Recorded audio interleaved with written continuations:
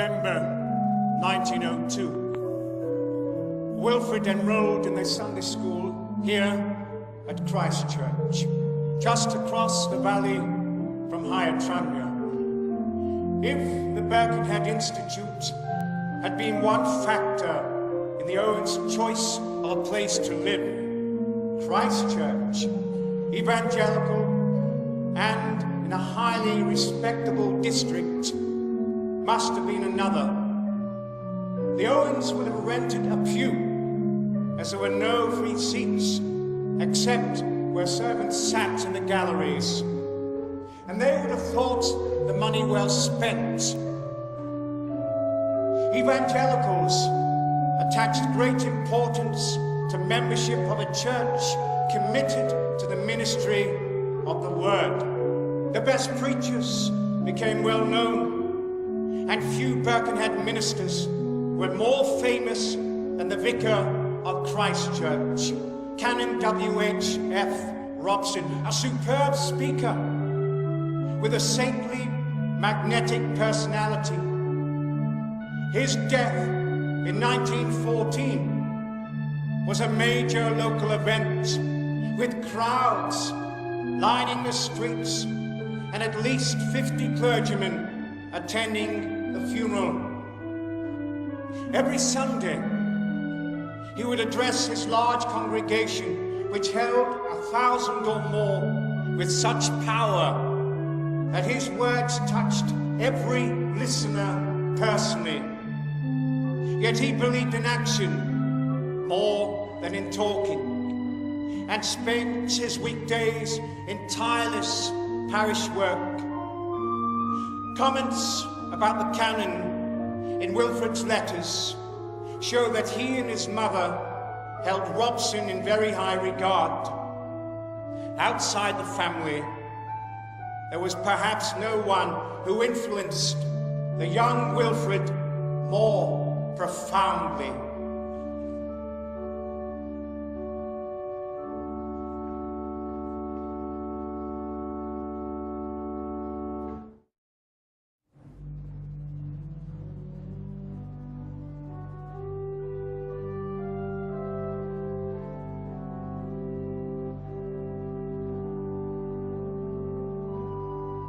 Between the brown hands of a server lad, the silver cross was offered to be kissed. The men came up, lugubrious but not sad, and knelt reluctantly, half prejudiced, and kissed the emblem of a creed. Then mourning women knelt, meek mouths they had, and kissed the body of the Christ indeed. Young children came, with eager lips and glad. These kissed a silver doll, immensely bright, and I too knelt before that acolyte. Above the crucifix, I bent my head. The Christ was thin and cold and very dead, and yet I bowed, yea, kissed, my lips did cling. I kissed the warm live hand that held the thing. Evangelicals prayed frequently, not only in private and in what Robson called the great congregation, but also as families and in groups where anyone could pray aloud extempore as the Spirit moved.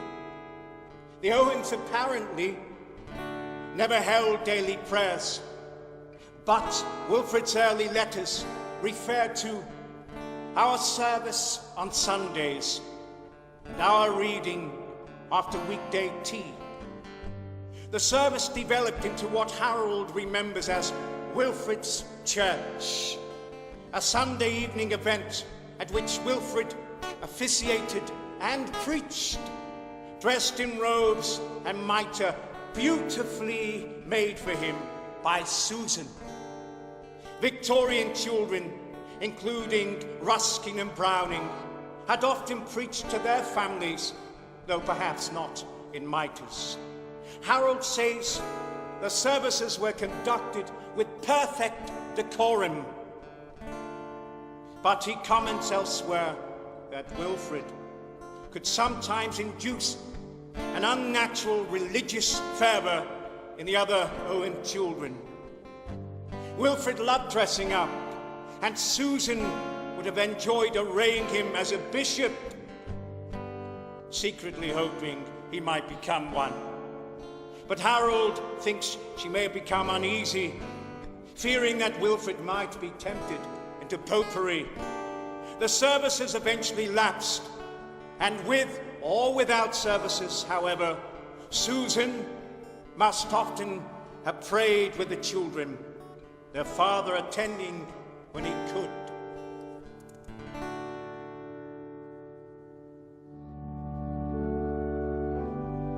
In that I loved you, love, I worshipped you. In that I worshipped well, I sacrificed. All of most worth I burned and burnt and slew. The innocent small things, fair friends, and Christ. I slew all false loves, I slew all true. For truth is the prime lie men tell a boy. Glory I cast away, as bridegrooms do their splendid garments in their haste of joy. But when I fell and held your sandaled feet, you laughed, you loosed away my lips, you rose. I heard the singing of your wings retreat, and watched you, far flown, flush the Olympian snows beyond my hoping. Starkly I returned, to stir upon the ash of all I burned. Birkenhead was one of those towns where the big boys took no prisoners.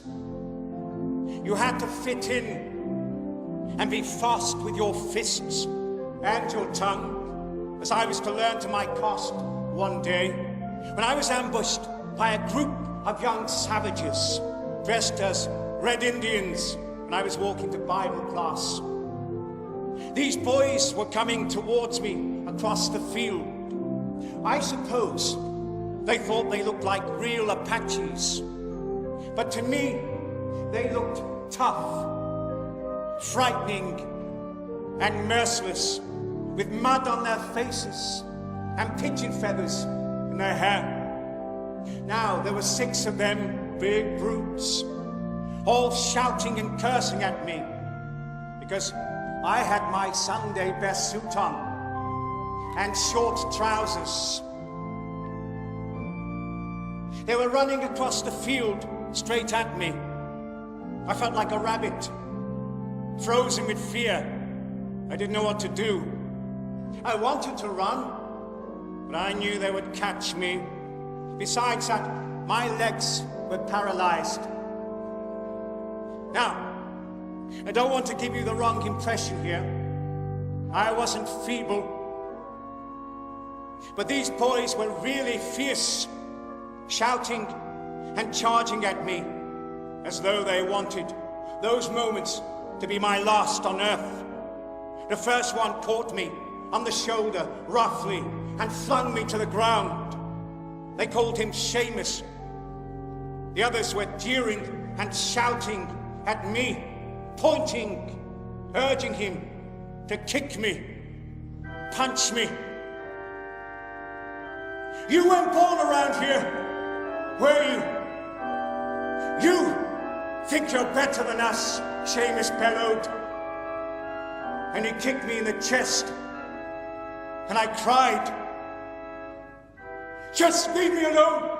Go away! I've done nothing to you. Nothing at all. Please. Just leave me alone. And Seamus picked up my bag, and in it was my Bible and a sandwich. He started to throw the bits at the others and ate the rest of the sandwich himself. Then he took my Bible, and one by one he tore the pages out. Do you think God will help you? Do you think Jesus will help you now?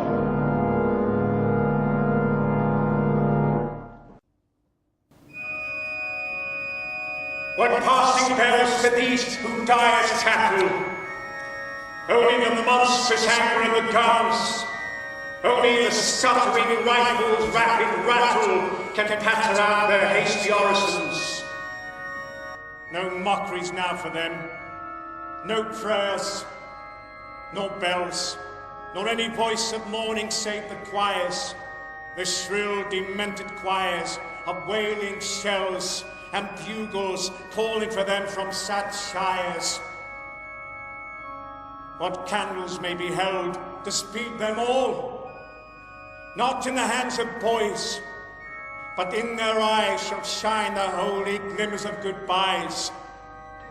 The pallor of girls' brows shall be their pall, their flowers, the tenderness of patient minds, and each slow dusk, drawing down of blinds.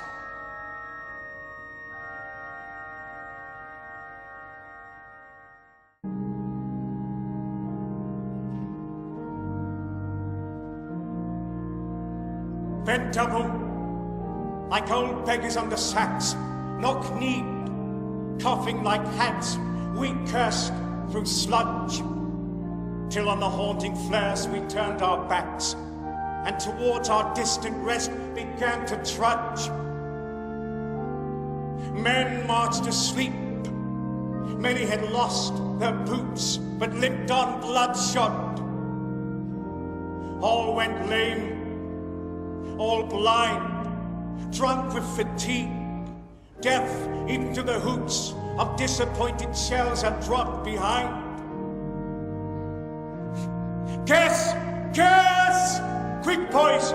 An ecstasy of fumbling, fitting the clumsy helmets just in time. But someone still was yelling out and stumbling, and floundering like a man in fire or lime, dim through the misty panes and thick green light as under a green sea.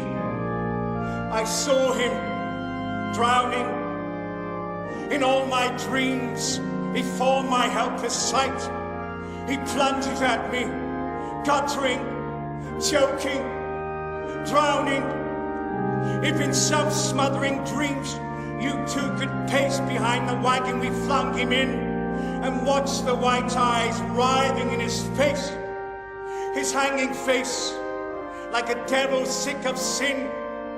If you could hear at every jolt the blood come gargling from the froth-corrupted lungs, obscene as cancer, bitter as the cut of vile, incurable sores on innocent tongues.